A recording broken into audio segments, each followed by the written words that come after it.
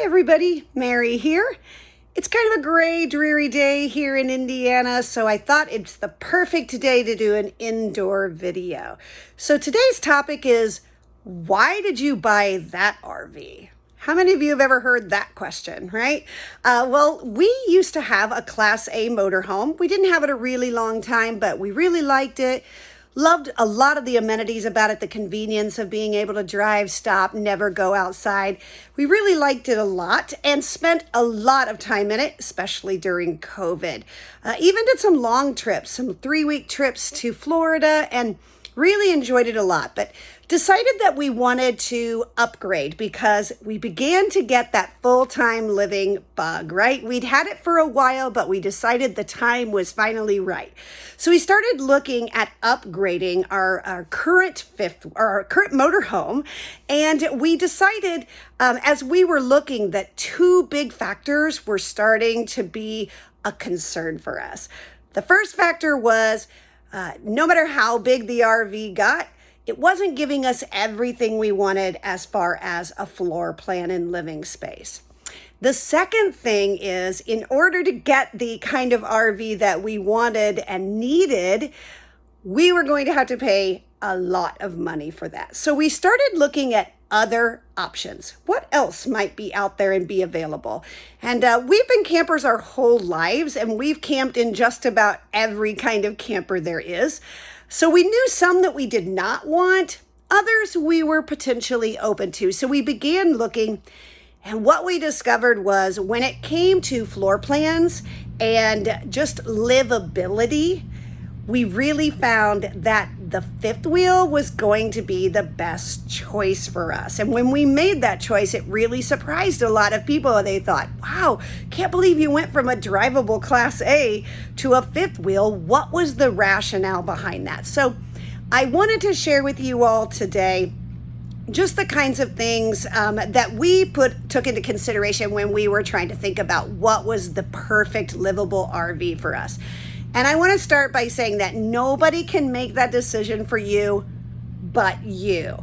But what I can do is tell you kind of some of the thoughts and processes that we went through to determine what was the most important things for us when looking to purchase a new RV. So number one for us, when we were thinking we're going to be living in this thing full time, right? We're going to give up our apartment. We're not going to have a real home base anymore. So we needed to make sure that this RV was going to be full-time living capable.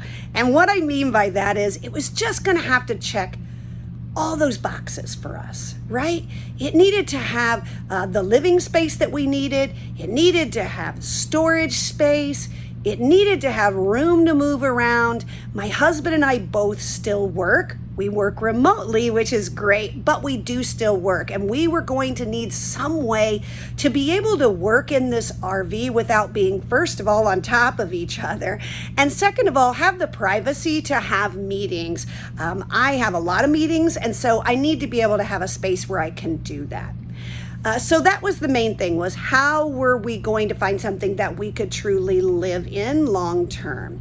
So the second thing that kind of plays into that is storage space. If you've done any RVing at all, you know that storage is like a really important thing, right? And when you think about giving up all of your closets and all of your storage space in your house or your apartment, you really start looking at what kind of storage capabilities does the RV have. So that was number 2. It had to have ample storage. Storage for the kitchen, storage for blankets and miscellaneous items. It just needed storage. And then the third thing for us was we have 4 children.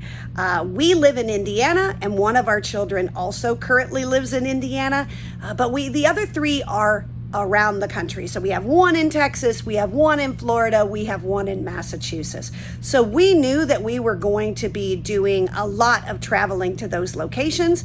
And when we went there, we wanted to make sure that the family could stay with us if they wanted to, or at least part of them, right? We wanted that to be an option. Or maybe we might all go on a little weekend trip in the RV, and we wanted to make sure that there was sleeping capabilities that would suit our needs. So those were the main things. Had to have the livability amenities that we were used to. It needed to have ample storage, both kitchen and otherwise. It needed to allow for my husband and I to have some type of a work environment where we could work effectively, as well as in some sort of privacy. And then the other thing was that we wanted to make sure that we had room for our loved ones to spend time with us. So all those things were on our list, and we just began the search. And by search, I mean diligent searching. Whether it was online or going to every RV dealer we could locate, we searched out everything we could and really just kept a pretty open mind about what that might look like. And after a couple of months, we discovered that, sure enough, we thought the fifth wheel was going to be the next generation RV for us. And the main reason for that was just the square footage within a fifth wheel. When you allot for those slide outs, it was really second to none. It just gave us so much living space. But the second factor about the fifth wheel that really appealed to us was, with our Class A, we did not have a towable vehicle. So anytime we went anywhere in the Class A, we either had to drive that Class A wherever we wanted to go to explore things or see things, or we had to rent a car everywhere we went. So we really felt like the fifth wheel would also give us that flexibility of having our own personal vehicle when we were unhooked, to be able to go, see, do, and do that in a comfortable vehicle. So that was the reason we felt that the fifth wheel was the right suit for us. And as we were looking, we found what we thought was the perfect floor plan, and that is called a mid-bunk floor plan. So I'll get a little bit more about that in a minute, but we fell in love with the floor plan, and so then we just began to search out every make of RV that made the mid-bunk fifth wheel floor plan. And we looked at a lot of different things. And, you know, I talked about that livability of an RV, and it not only has to have the amenities that we want, but we needed to make sure that it was going to hold up to full-time living. We were not going to be weekenders who just come and go and just gets a little bit of wear and tear. This was going to be 24/7 wear and tear on an RV. So we needed to make sure that it was going to be able to stand up to that kind of daily living. So we did a lot of research. We were in and out of a lot of RVs. We talked to a lot of dealers. We watched a lot of YouTube videos and other people who'd made the same decisions. And we finally settled on the RV that, to our amazement, checked every single one of our boxes and gave us a whole lot of extra things that we hadn't even realized we wanted or needed. And so the RV that we have settled on is the Jayco Eagle 355 MBQS. And again, it's that mid bunk. So it has a rear living and kitchen. It has a mid bunk room with a door that closes off. So it's really a second bedroom, if you will. And then it has a front master bed and bathroom. So I'm going to take you on a little tour of the RV. I really just want to show you those things that drew it to us, right? Those kind of what I consider the big five. It had to be long, full-time livable.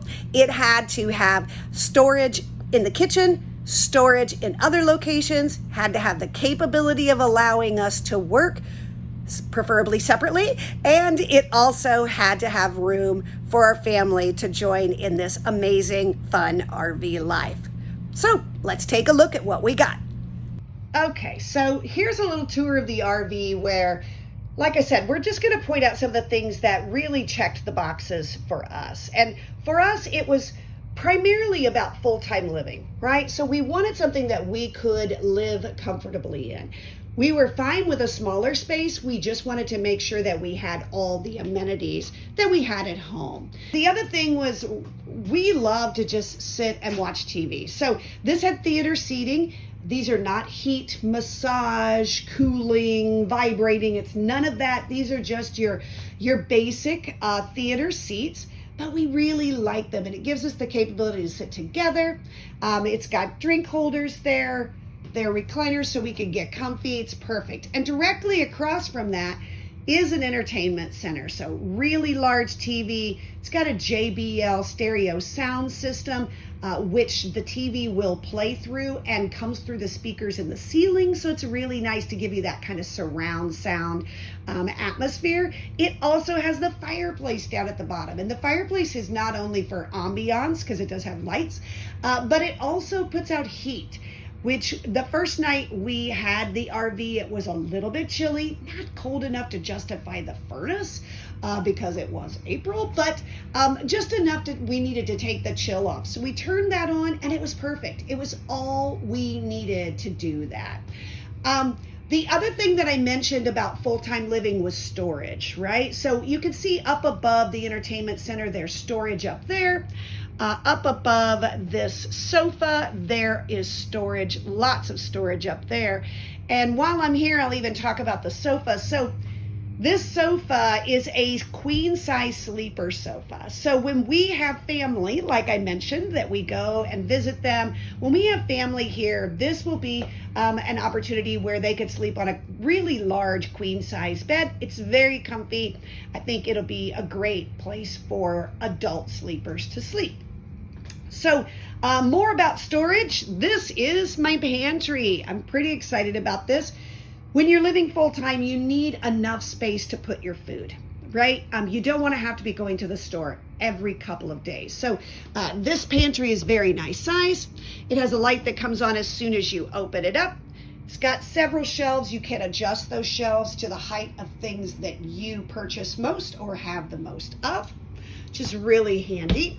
Also here, I was talking, right, that full-time living thing again. So when you have, you want to have everything that you had at home. You don't want to have to sacrifice all that.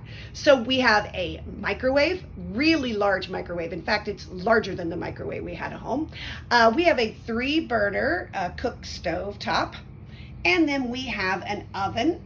And I hear people say to me all the time, or say, not to me necessarily, but say all the time, oh, I couldn't cook a turkey in that oven. Yeah, no, you couldn't, and no, I have no desire to. So not a real problem for me. But I do love this drawer down at the bottom of the stove because that holds all my pots and pans, folks. Every single one of them. That drawer is deep and it's pretty not long. There you go. That's the word. It's long and it's deep. So every pot and pan that I own fits comfortably down there. Also have plenty of drawer storage here. We use this cabinet up above as a spice cabinet. And then we have the island. And I really preferred the island over a peninsula because of the flow of the kitchen, right? So now you could go all the way around this. So if you're working at the stove, somebody else can still get into the refrigerator. Somebody else can still get to the pantry. It's just the flow of the kitchen works really well for me. Again, storage underneath, so it's really taking advantage of all of that storage space, which you need. You don't realize how much you need until you're trying to live in it full time. This does have double sinks, which is nice. One side has a drying rack, one side has a cutting board, which is really handy. And this is something we did not even know existed or think to care about, quite frankly, when we were looking to purchase an RV. But this lovely little doodad hooks up to those large 5-gallon water bottles, and it sits underneath this sink, has its own little spot, and you strap it in when you're traveling. But the great thing about it is it has a built-in pump, and so you can have filtered bottled water right here at your sink whenever you want it. So it's really handy. We love that. So we're going to walk over here to the other end, and I'm going to show you this beast. So I have to be honest with you, when we purchased or started looking at RVs, we were not planning to get a residential refrigerator. In fact, we were planning not to get a residential refrigerator. We just wanted the largest RV that we could get because we really liked that three-way capability, whether it ran on gas, electric, or battery, right? That's what we were used to. That's what we liked. And occasionally we will boondock when we're traveling. We're not going out into remote locations. That wasn't our thing. But sometimes if we're just traveling from point A to point B and there's a really nice Bass Pro Shop, sometimes we'll just pull in. They have great parking spots for RVs.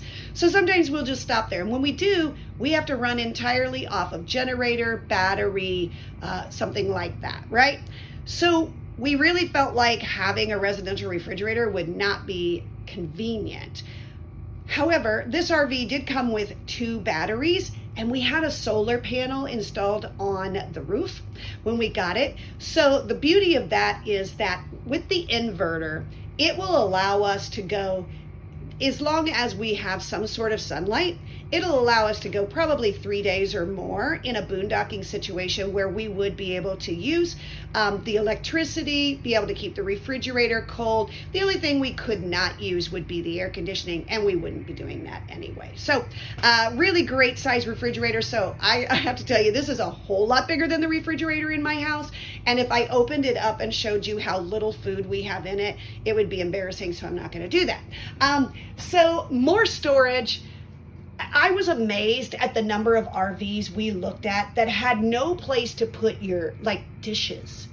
It's like, what? How are people going to be able to RV if they can't even take dishes or bowls or whatever with them? So we wanted to make sure there was plenty of room for that. So storage up above, storage down below.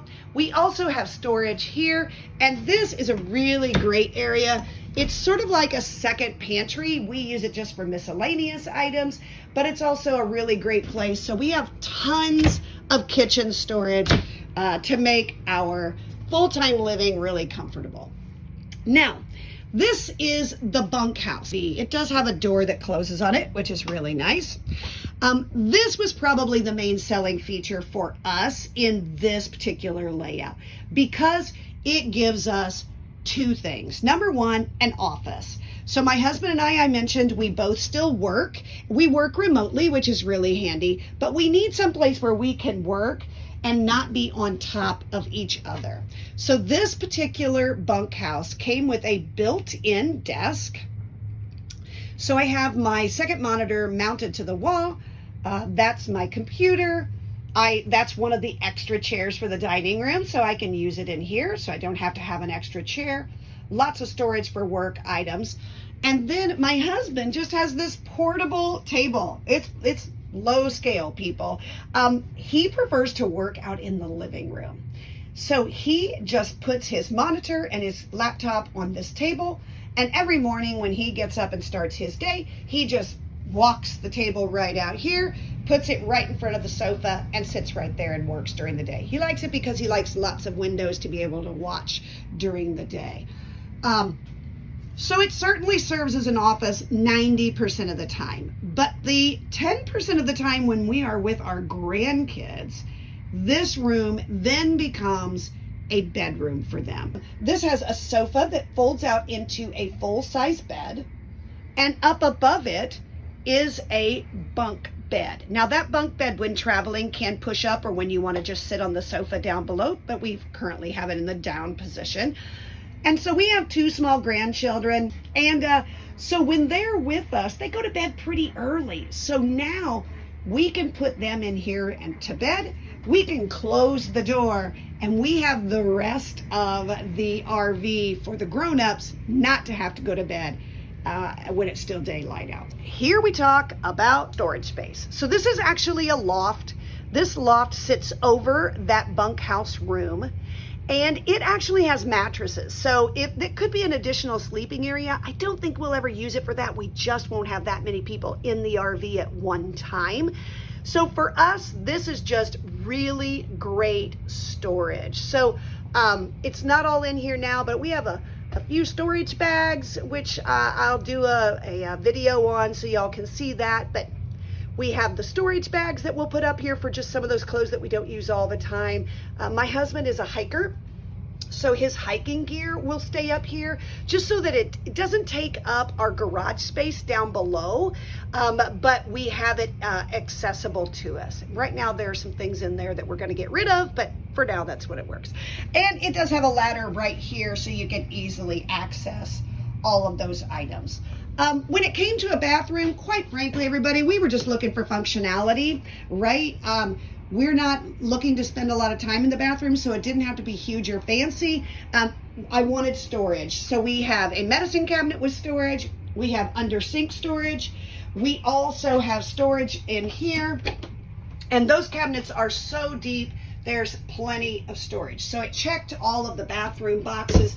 The other thing that my husband and I jokingly laughed about and said we were really happy with was this shower actually has a seat in it, because you know what, people, we're not getting any younger, and that might be really handy at some point in our very near future. Who knows?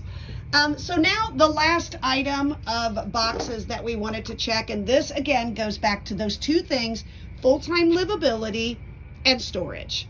So this is our bed. We went with the king size bed. We would have been happy with a queen, but this one had a king in it, so we went with it. So it's a really comfortable bed. In our Class A motorhome, you could not walk around both sides of the bed. So making the bed was such a pain. And it seems like a little thing, but I'm telling you, if you're doing it every day, trust me, you want convenience. So one of the things we needed in the bedroom was to be able to walk around both sides of the bed so that we could make it easily. And that was accomplished in this RV. The other thing was storage. Now this RV is plumbed for a washer and dryer, but we typically stay in military campgrounds, so washers and dryers are not a necessity. They're always available to us, and we can actually do the laundry faster at a laundromat than we can in the RV. So we chose not to get the washer and dryer because then it gives us additional storage space. So my husband gets this, because that's how I roll. And Mary, I do share the hang-up clothes, but this is also the other feature that we wanted. We wanted a big hang-up closet space. So this one has lots of hang-up space. It even has built-in shoe racks in the back. So there are 3 levels of shoe racks back there. So we can keep everything really organized. And then the final storage feature in this bedroom is that on the opposite side of the bed is a built-in dresser. So lots of storage space for us. And then of course underneath the RV, which I'm not going to take you out there now because it's raining and apparently the mowers are here too, so it would be way too noisy. But we do have outside a really large pass-through storage garage underneath the RV. And we also have a small outdoor kitchen, and by small I mean basically an outdoor refrigerator and a griddle that we can cook outside with. But there you go. That is the 355 MBQS Jayco Eagle fifth wheel. And for all the reasons that I mentioned, again, for us, it was all about the capability of doing comfortable full-time living. It was about having space for family to come and stay with us. It was about storage, and it was about cost. And all of those buckets were met in this particular RV. So I hope you found that helpful. Like I said, really nobody can decide what's the best RV for you but you. But I would encourage you to just make a list, right? What are the things that are important? How are you going to use the RV? How often are you going to use the RV? And what are the things that mean the most to you? And if you create that checklist, trust me, I've done it. You can find the perfect RV. We did. There's every style, every brand, every color palette out there. The right one is out there for you. You just need to kind of go into it with a mindset of what is it that I'm looking for. Otherwise, you will just be overwhelmed because the options are endless. But I hope you enjoyed the video. I look forward to talking with you again. As usual, we are Hendrick Home on the Highway. Please follow us on Instagram, on Facebook, on our website. and on this YouTube channel. Thanks, and we'll see you down the road.